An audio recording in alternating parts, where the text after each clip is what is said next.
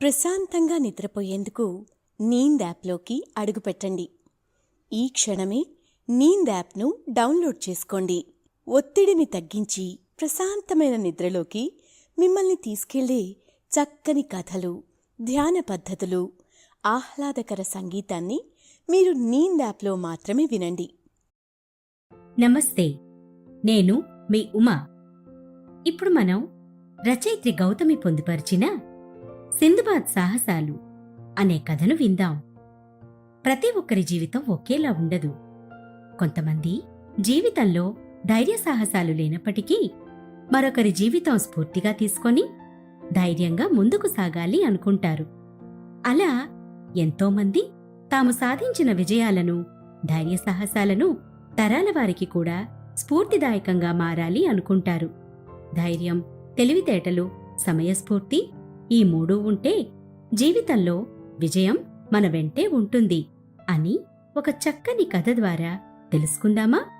మీకు ఇష్టమైన రీతిలో పడుకొని అన్ని లైట్లను ఆఫ్ చేసి మీ కళ్ళు మూసుకోండి. నెమ్మదిగా గాలి పీలుస్తూ పూర్తిగా లోతైన శ్వాస తీసుకొని వదలండి.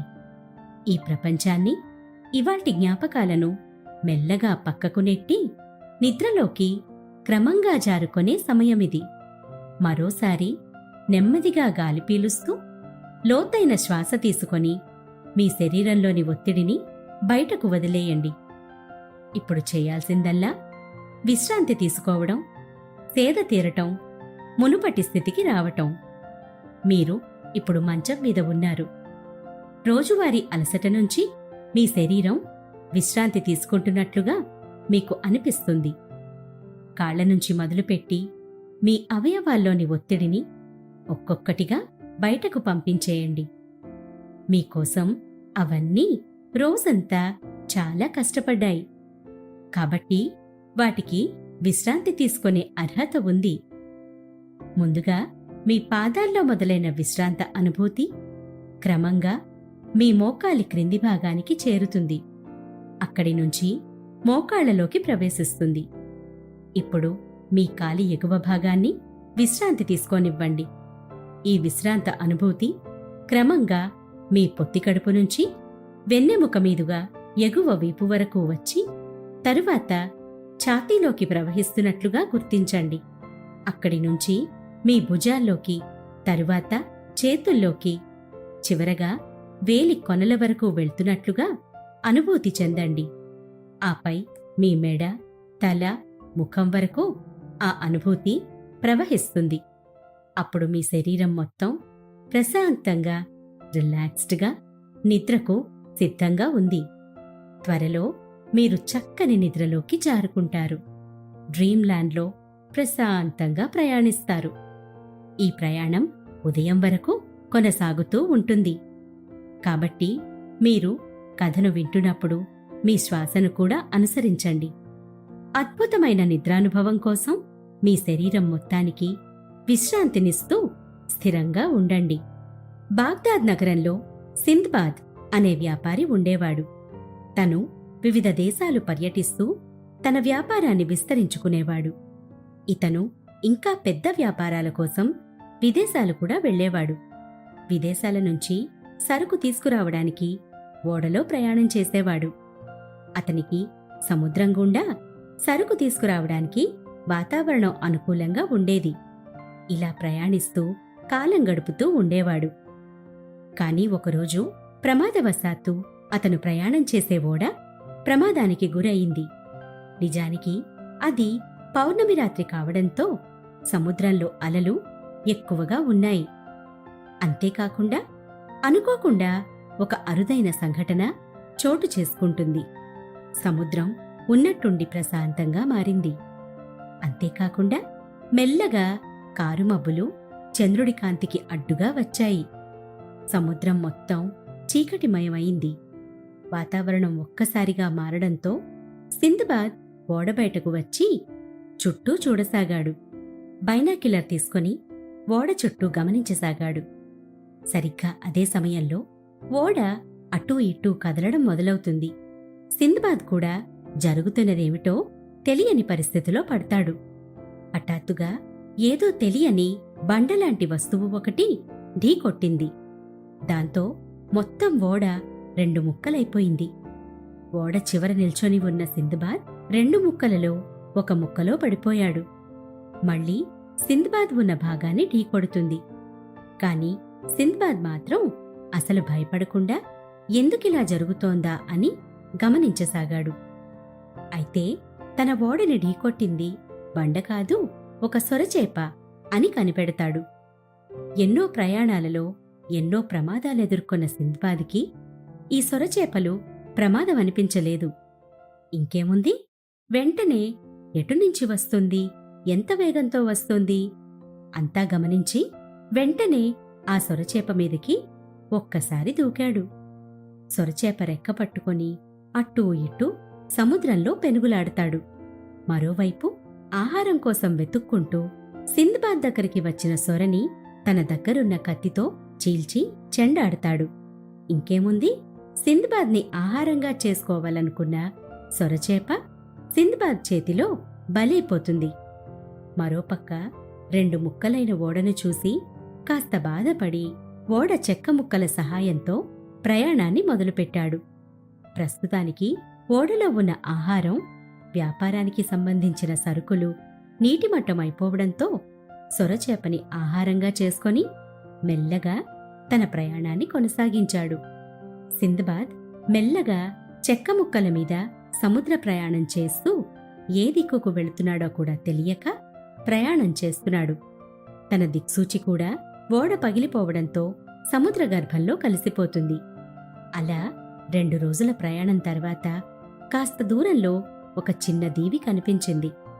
సింద్బాద్ ప్రాణం లేచొచ్చింది. దీవి దగ్గరికి వెళ్ళగానే అక్కడ చిన్న పిట్ట సంచారం కూడా కనిపించదు. కేవలం చెట్లు, పెద్ద పెద్ద రాళ్ళు, గుట్టలు కనిపించాయి. మనిషి సంచారమే కనిపించని ఆ దీవిలో దిగి లోపలికి వెళ్ళసాగాడు. ఎంత వెళ్ళినా అక్కడ చిన్న చిన్న మొక్కలు, రాళ్ళు తప్పిస్తే మరి ఏమీ కనిపించలేదు.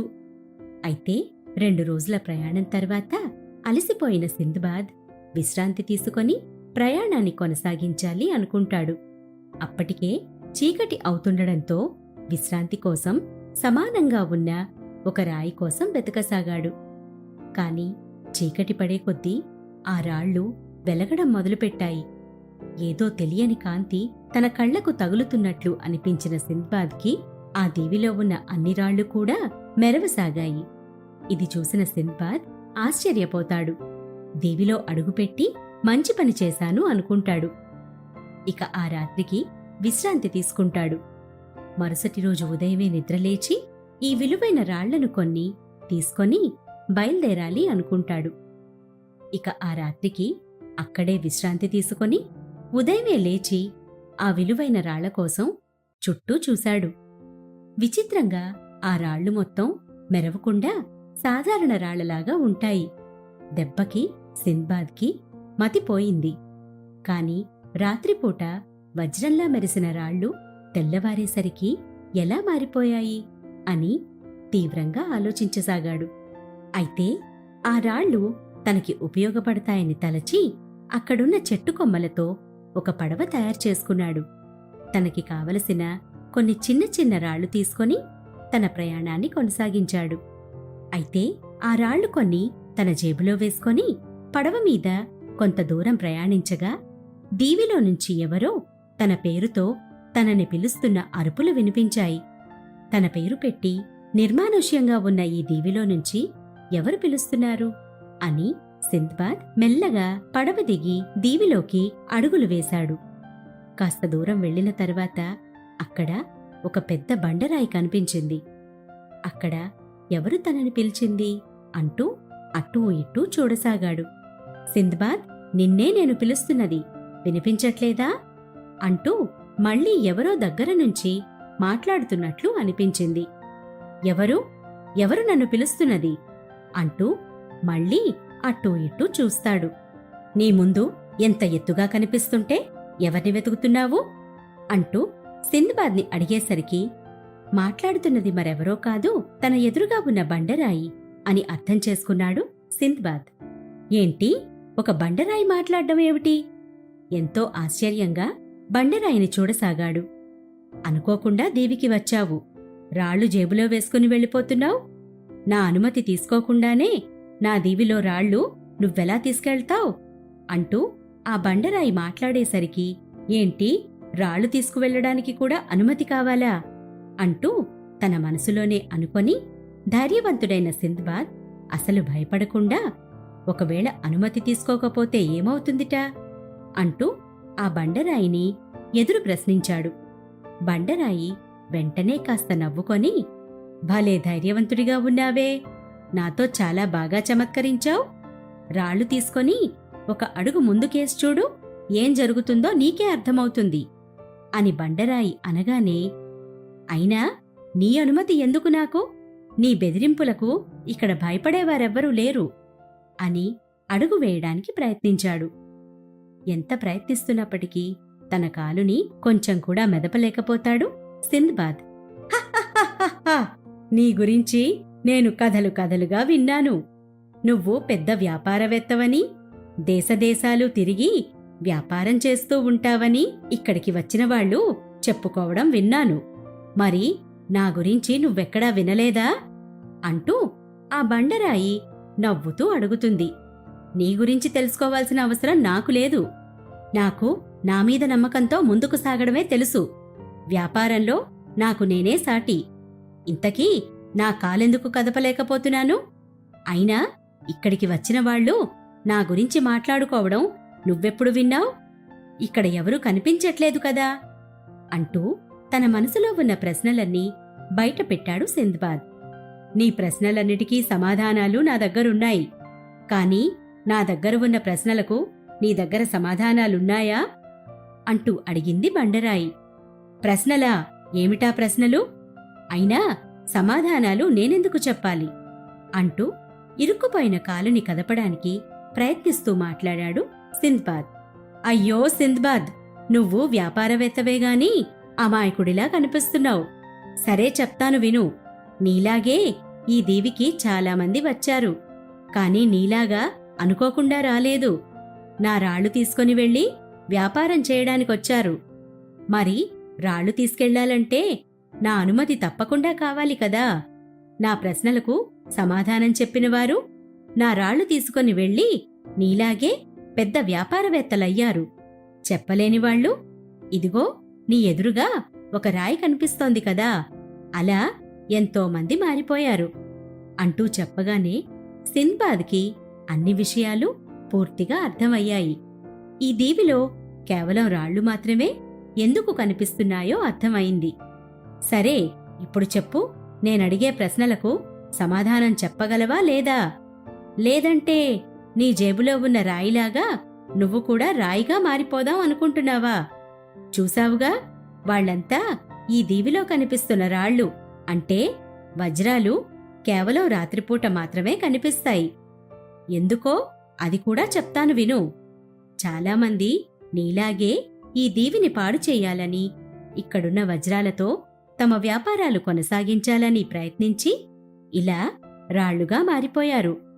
రాళ్ల గురించి వచ్చి ఈ దీవిని పాడు చేయడం మొదలుపెట్టారు. అందుకే నాలాంటి ఒక రాయి పుట్టుకొచ్చింది. ఈ దీవిని కాపాడేందుకు నన్ను నియమించింది. ఎవరైనా ఇక్కడున్న వజ్రాలను తీసుకెళ్లాలంటే కేవలం నేనడిగే ప్రశ్నలకు సమాధానం చెప్తేనే సాధ్యపడుతుంది. నా అనుమతి లేనిదే ఒక్క రాయి కూడా వజ్రంగా మారదు అంటూ ఆ బండరాయి చెప్పేసరికి మొత్తమంతా అర్థం చేసుకున్నాడు సింద్బాద్. అయితే ఒక నిమిషం ఆలోచించి, సరే, నేను సిద్ధంగా ఉన్నాను. కాని ఇప్పటివరకు నువ్వు మాత్రమే అందర్నీ ప్రశ్నలడిగావు. కాని నీకు అసలు తెలివితేటలున్నాయో లేదో తెలిసేదెలా? ఆ విషయం నీకైనా తెలియాలి కదా అంటూ ఒక ప్రణాళికతో మాట్లాడతాడు సింద్బాద్. ఏంటి, నా తెలివితేటల్నే ప్రశ్నించాలనుకుంటున్నావా? తలుచుకుంటే ఈ క్షణమే నువ్వు రాయిగా మారిపోతావు. అర్థమవుతోందా? అంటూ బండరాయి సమాధానమిచ్చింది. సరే, అర్థమైందిలే. నువ్వు ప్రశ్నలు మాత్రమే అడగ్గలవు, సమాధానాలు చెప్పలేవు అంటూ సింద్బాద్ అనేసరికి నా తెలివితేటలు తెలుసుకోవాలనుకుంటున్నావు అంతే కదా, నేను చెప్తాను అంటూ తెలియకుండానే వీరుడైన సింద్బాద్ పథకంలో భాగంగా ఒప్పుకుంటుంది. అయితే నీకు ఎక్కడ ఏం జరిగినా తెలిసిపోతుంది. అలాగే ఏం చెయ్యాలన్నా చేసేయొచ్చు. నీకు అన్ని రకాల విన్యాసాలు, మాయలు కూడా తెలుసు అంతే కదా అని సింద్బాద్ అనగానే, అవును, నాకన్నీ తెలుసు అంది బండరాయి. నీకు తెలిసిన ఒక కవితలో ఒక్కొక్క ప్రశ్న, దానికి సమాధానం సరిగ్గా చెప్పగలిగితే నువ్వు ఒక గొప్ప బండరాయివని ఒప్పుకొని నేను ఇక్కడి నుంచి వట్టి చేతులతో వెళ్ళిపోతాను. ఒకవేళ నేనడిగే ప్రశ్నలకు నీ దగ్గర సమాధానం లేదంటే నేను చెప్పినట్లు నువ్వు వినాలి అనేసరికి బండరాయి కూడా సింద్బాద్ మాటలను సమ్మతించింది. నువ్వు ఏ ప్రశ్నలను అడిగినా, ఎలాంటి విద్యలు చేయమన్నా నా దగ్గర అన్నిటికీ సమాధానాలుంటాయి. ఇంక ఆలస్యం చేయకుండా మొదలుపెట్టు అనగానే, సరే, మొదటిగా నీకు ఒక పరీక్ష. నేనిప్పుడు ఒక పెద్ద నావ మీద వచ్చాను. అది ఎటువైపు వెళ్ళిందో నీకు తెలుసా అంటూ సింద్బాద్ అడిగేసరికి, నువ్వు అంటూ ఆగిపోయింది బండరాయి. తను ఒక చిన్న తెడ్డు మీద కదా ఇక్కడి వరకు వచ్చాడు, మరి ఒక పెద్ద నావంటున్నాడేమిటి? అయితే ఒక పెద్ద నావ ఇక్కడ చుట్టుపక్కల ఉండే ఉంటుంది, కాని నాకు కనిపించట్లేదు. సరే, నాకు తెలిసిన మాయలతో దాన్ని సృష్టిస్తే సరిపోతుంది, నాకు తెలియని విద్య అంటూ తనలో తానే మురిసిపోతూ కనుచూపు మేరలో ఒక పెద్ద నావ సృష్టించింది బండరాయి. ఏంటి సింద్బాద్, నువ్వడిగింది కూడా ఒక ప్రశ్నేనా? ఒక్కసారి నీ కుడివైపు తిరిగి చూడు, ఆ పెద్ద నావ నీకే కనిపిస్తుంది అంటూ నావ వైపు చూడమంది. అబ్బో, కనుచూపు మేర కనిపించేవన్నీ చెప్పగలిగితే అందులో ఆశ్చర్యమేముంది? ఇప్పుడు కనిపించినవి అడుగుతాను, దానికి సమాధానం ఎలా చెప్తావో నేను చూస్తాను అంటూ మరో ప్రశ్న అడుగుతాడు. నువ్వు సృష్టించిన నావలో అంటూ నాలిక ఖర్చుకొని, కాదు కాదు, నేను వేసుకొచ్చిన నావలో ఎన్ని వజ్రాలున్నాయో, ఎంత బంగారం ఉందో నువ్వు చెప్పగలవా అంటూ మరో ప్రశ్న అడిగాడు సింద్బాద్. మళ్ళీ ఈసారి నావని సృష్టించిన తాను వజ్రాలు, బంగారాన్ని సృష్టించడం పెద్ద లెక్క అని నావలోని వజ్రాలని, బంగారాన్ని సృష్టిస్తుంది బండరాయి. దానికి సంబంధించిన లెక్క కూడా చెప్తుంది. తన ఉపాయంతో బండరాయిని సైతం బోల్తా కొట్టించాడు సింద్బాద్. సరే, ఇప్పుడు మరో చివరి ప్రశ్న అంటూ చివరి ప్రశ్న అడగడం మొదలు పెడతాడు సింద్బాద్. 2 ప్రశ్నలకు సరైన సమాధానాలు చెప్పిన నాకు మూడో ప్రశ్న లెక్క కాదు. ఈ మూడో ప్రశ్నతో నువ్వు నా చేతుల్లో ఓడిపోయావని ఒప్పుకునేలాగా చేస్తాను. నువ్వు ఇక్కడే చెప్పినట్లు సేవకుడిగా మారిపోవాల్సుంటుంది. తరువాత నువ్వు ఖాళీ చేతులతో వెళ్ళిపోవాల్సుంటుంది. గుర్తుపెట్టుకొని సరైన ప్రశ్న అడుగు అంటూ అనగానే ఉపాయాన్ని ఆచరణలో పెడతాడు సింద్బాద్. నువ్వు ఇప్పటివరకు చాలామందిని రాయిగా మార్చగలిగావు కదా, అయితే నీలాంటి గొప్పవాళ్లు నీ ఎదుటకు వస్తే వాళ్ళని బండరాయిగా మార్చేయగల శక్తి నీలో ఉందా? ఉంటే అది ఎలా నిరూపించుకుంటావ్ అంటూ సింద్బాద్ అనేసరికి మూడో ప్రశ్నకు సరైన సమాధానం ఇవ్వాలనే తొందరలో ఉన్న బండరాయి ఇంకేమీ ఆలోచించకుండా, నాలాంటి వాళ్ళనేమిటి, నన్ను నేను కూడా రాయిగా మార్చుకోగలను, కావాలంటే నిరూపిస్తాను చూడు అంటూ తనని తాను చలనంలేని బండరాయిగా మార్చేసుకుంది. పథకం ప్రకారం తన తెలివితేటలను ఉపయోగించి బండరాయి నుంచి తప్పించుకున్నాడు సింద్బాద్. మరోసారి తన తెలివితేటలు ప్రదర్శించి ఒక గొప్ప వీరుడిగా దీవి నుంచి బయటపడ్డాడు. అంతేకాకుండా బండరాయి ద్వారా సృష్టించబడిన నావలో వజ్ర వైఢూర్యాలతో సాఫీగా తన ప్రయాణాన్ని కొనసాగిస్తూ తనకి తెలియని ప్రాంతం వైపు మెల్లగా నావను నడిపిస్తూ ఒక ఊరు చేరుకున్నాడు. అయితే అక్కడ ప్రజలు కూడా వ్యాపారం చేసుకునే తమ జీవనాన్ని కొనసాగించటం గమనించాడు. ఆ ఊరిలోకి వెళ్ళగానే కొంతమంది విలువైన వజ్రాలు వంటివి కొనేవారున్నారని వాళ్ళని వీళ్ళని అడిగి అతి కష్టం మీద అక్కడికి వెళ్ళాడు.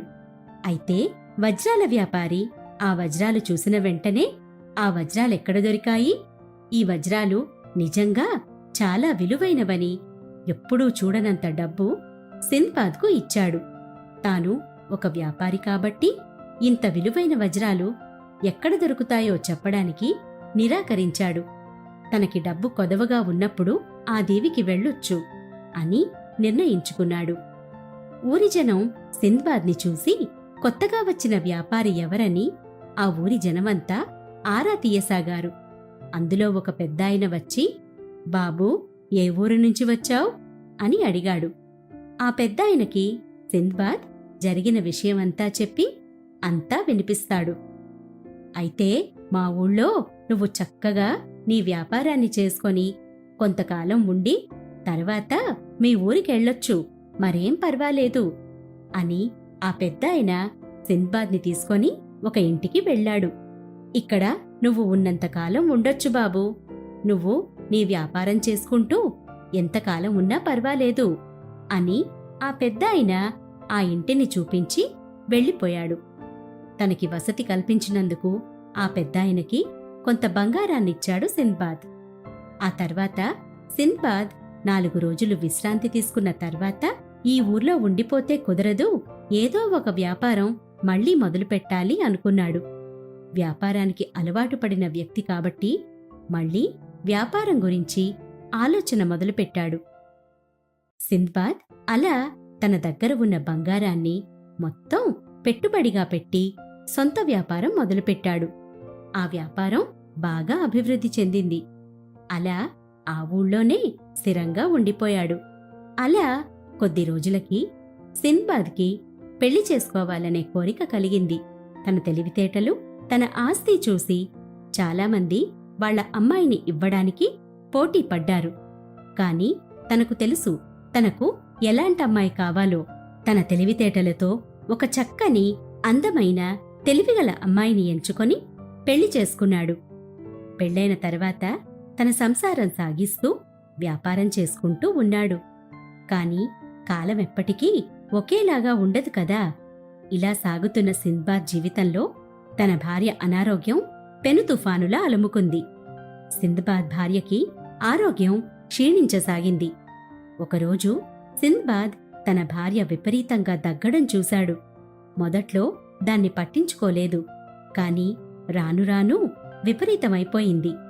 ఏమైంది, రోజూ ఎందుకు దగ్గుతున్నావ్ అని సింద్బాద్ అడిగాడు. నాకు చాలా నీరసంగా ఉంటోందండి అంటూ భార్య అనగానే ఇద్దరూ కలిసి ఊరిలోని వైద్యుడి దగ్గరకు వెళ్లారు. వైద్యుడు బాగా పరిశీలించి వెంటనే చూసి సింద్బాద్తో, చూడు నాయనా, నాకు తెలిసి నీ భార్య ఎంతో కాలం బ్రతకదు.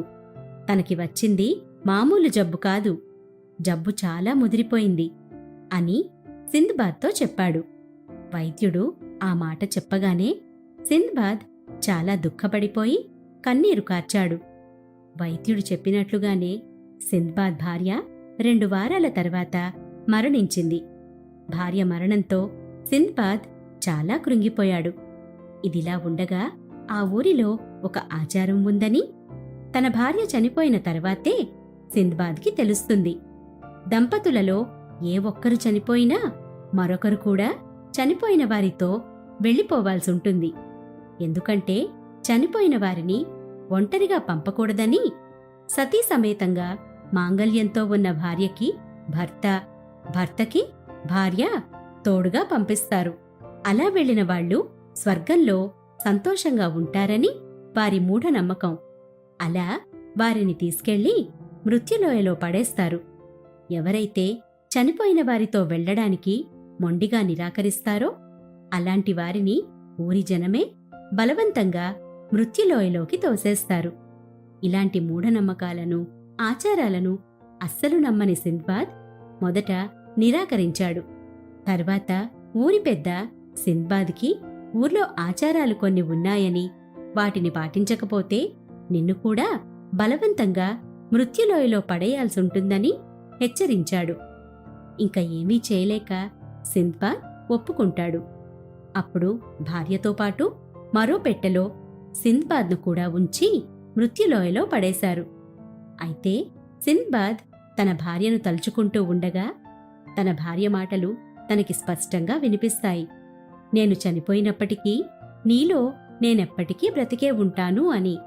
నువ్వు మాత్రం ధైర్యం కోల్పోకుండా ధైర్యంగా ముందుకు సాగు. జీవితంలో గొప్ప వ్యాపారవేత్తగా, మరొకరికి స్ఫూర్తిగా నువ్వు మారాలి. ఇలా వృధాగా నీ ప్రాణాలు కోల్పోకు. నీ బలాన్నంతా ఉపయోగించి ఇక్కడి నుంచి బయటపడు. నేను భౌతికంగా లేకపోయినా ఎప్పుడూ నీ తోడే ఉంటూ నీకు సహాయపడతాను అని తన భార్య మాటలు వినగానే తన బలాన్నంతా కూడగట్టుకొని సమాధిని పగలగొట్టడానికి ప్రయత్నించాడు సింద్బాద్. చివరికి ఎలాగోలా సమాధి నుంచి బయటపడగానే ఎదురుగా తనకి సొరంగం కనిపించింది. సింద్బాద్ ఆ సొరంగం గుండా ప్రయాణించాడు. అలా సొరంగం గుండా చాలా దూరం వెళ్లిన తర్వాత మళ్లీ మరొక లోయ కనిపించింది సింద్బాద్కి. కాని ఆ లోయ చుట్టూ కోలాహలంగా ఉంది. పైన రాబందులు తిరుగుతున్నాయి. అయితే ఆ కోలాహలంలో వాళ్ల మాటలు స్పష్టంగా వినిపించలేకపోయినప్పటికీ వాళ్ల చేతిలో పెద్ద పెద్ద మాంసపు ముక్కలకు ఏదో జిగురులాంటిది పూసి గుహలోకి విసురుతున్నారు. అలా విసిరిన ముక్కలను రాబందులు వెంటనే వచ్చి కాళ్లతో తన్నుకుపోతున్నాయి. అలా రాబందులు తన్నుకుపోతున్న మాంసపు ముక్కలు సూర్యరశ్మికి మెరవసాగాయి. ఇలా ఎందుకు జరుగుతోందని లోయలోకి ఇంకా కాస్త వెళ్లాడు సింద్బాద్. అలా వెళ్లిన సింద్బాద్ కళ్ళు మెరవసాగాయి. ఎందుకంటే లోయ నిండా వజ్రాలు కనిపించాయి. మాంసపు ముక్కలకు జిగురు వంటిది పోయటం వలన ఆ వజ్రాలు మాంసపు ముక్కలకు అంటుకొని రాబందులతోనే వజ్రాలు కూడా వెళ్తాయి. ఇక రాబందులు మాంసం తిని వజ్రాలను వదిలేస్తాయి. తరువాత జనం వాటిని ఏరుకునేవారు. కాని లోయలోకి దిగటానికి జనం భయపడేవారు. ఎందుకంటే లోయ లోతుగా ఉండడం ఒక కారణమైతే మరొకటి ఆ వజ్రాలు ఒక రాక్షసుడివని వాటిని వాటికోసం వెళ్తే తినేస్తాడని భయపడేవారు. కాని ఆ రాక్షసుడికి రాబందులంటే భయమని, అందుకే అవి తన వజ్రాలను తీసుకుని వెళ్ళినా ఏమీ చెయ్యలేదని జనం నమ్మకం. అందుకే జనం ఉపాయంగా ఇలా వజ్రాలను పొందుతున్నారు. అయితే ఆ లోతైన గుహలో నుంచి సింద్బాద్ బయటపడేందుకు అష్టకష్టాలు పడ్డాడు. అలా ఆ సొరంగంలో నడుస్తూనే ఉన్నాడు. ఎంత వెళ్ళినా ఆ సొరంగం వస్తూనే ఉంది. చివరికి ఒకచోట తనకి మర్రి చెట్టు ఊడలు కనిపించాయి. అలా వాటి సహాయంతో బయటపడి పక్కనే ఉన్న గ్రామానికి చేరుకున్నాడు. అయితే తాను సొరంగంలో నుంచి ప్రయాణించిన దూరం సుమారు 30 నుంచి 40 కిలోమీటర్ల దూరమని తాను వచ్చిన ప్రదేశం బట్టి తెలుసుకుంటాడు. అయితే ఆ ఊరిలో తనకి ఎవ్వరూ తెలియదు. కాబట్టి తాను మళ్ళీ తన కొత్త వ్యాపారాన్ని మొదలు పెట్టాలి అనుకున్నాడు. తన భార్య తనతో లేకపోయినప్పటికీ ఆమె మాటలు తనకి ఎంతో స్ఫూర్తినిచ్చి ఇప్పుడు బ్రతికేలా చేశాయి. తనతో పాటు లోయలో నుంచి తెచ్చుకున్న వజ్రాలతో సింద్బాద్ కొత్త వ్యాపారం మొదలుపెట్టాడు. అలా ఎన్నో సాహసాలు, తనకున్న తెలివితేటలు, సమయస్ఫూర్తితో ఎన్నో అడ్డంకులు దాటి ఒక గొప్ప వ్యాపారవేత్తగా పేరు సంపాదించుకున్నాడు. ప్రశాంతంగా నిద్రపోయేందుకు నీంద్ యాప్లోకి అడుగుపెట్టండి. ఈ క్షణమే నీంద్ యాప్ను డౌన్లోడ్ చేసుకోండి. ఒత్తిడిని తగ్గించి ప్రశాంతమైన నిద్రలోకి మిమ్మల్ని తీసుకెళ్లే చక్కని కథలు, ధ్యాన పద్ధతులు, ఆహ్లాదకర సంగీతాన్ని మీరు నీంద్ యాప్లో మాత్రమే వినండి.